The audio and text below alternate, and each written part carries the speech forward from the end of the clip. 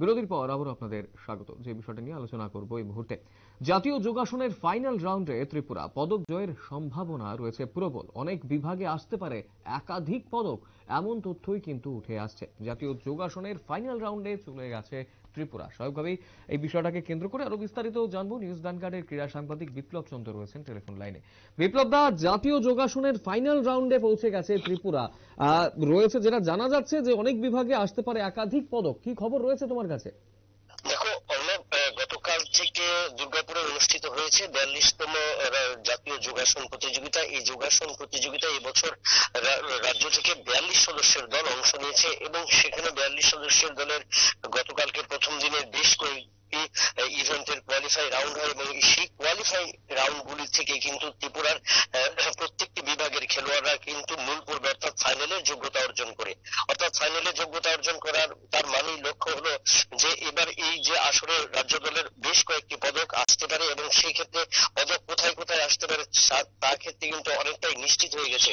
কারণ যে 24টি রাজ্য থেকে এবারের এই আসরে অংশ নিয়েছে তার মধ্যে থেকে কিন্তু রাজ্য দলের খেলোয়াড়রা সবচেয়ে বেশি ট্যালেন্টেড এবং গত আসর যেটা রাজ্যে অনুষ্ঠিত হয়েছিল অনূর্ধ্ব-17 বিভাগে যারা স্বর্ণপদক জয় করেছিল এবং রৌপ্য পদক জয় করেছিল সেই সমস্ত খেলোয়াড়রা রয়েছে।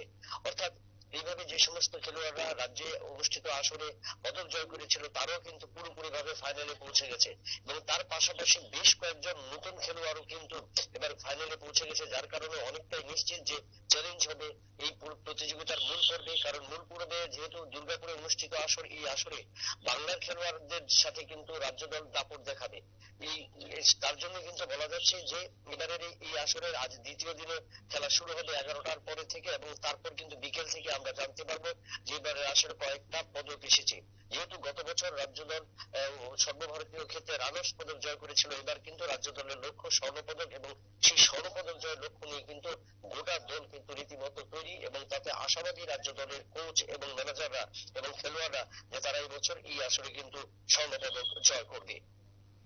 একদম এই বিষয়টাকে কেন্দ্র করে স্বাভাবিকভাবেই এই মুহূর্তে যোগাসনকে অনেকটাই কিন্তু গুরুত্ব দেওয়া হয়েছে। যোগাকে কেন্দ্র করে এই মুহূর্তে আগামী দিনে তাহলে যদি এখানে পদক আসে বা এই মুহূর্তে যা পজিশনেই রয়েছে রাজ্য দল, আগামী দিনেও কি তারা খেলোয়াড়রা আরো উজ্জীবিত হবে? আরো যারা নতুন খেলোয়াড়রা রয়েছেন তারা কি যোগাসনের দিকে উদ্বুদ্ধ হবেন? কি মনে হচ্ছে? দেখো নিশ্চয়ই উদ্বুদ্ধ হবে, কারণ আমরা দেখেছি যে 2015 সালের থেকে যখন যোগা দিবস পালন করা হয় শুরু হয় এবং তার থেকে যোগার আকর্ষণ বাড়ে।